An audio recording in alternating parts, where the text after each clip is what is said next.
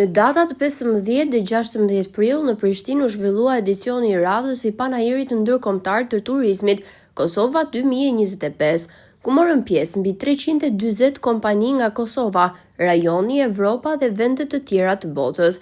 Mes tyre u përfaqësuan dhe kompani nga Turqia, të cilat prezantuan ofertat e tyre turistike dhe kulturore. Në këtë panajir mori pjesë dhe grupi i vallëve i Qendrës Kulturore Lazgush Poradeci, i cili performoi gjatë ceremonisë së hapjes së panajirit ndërkombëtar të turizmit dhe sportit. Bashkia Pogradec ishte pjesëmarrëse për të dytin vit radhazi, duke shfrytzuar këtë platformë si një mundësi të shkëlqyer për të promovuar ofertën turistike liqenore dhe natyrën e veçantë që të ofron Pogradeci.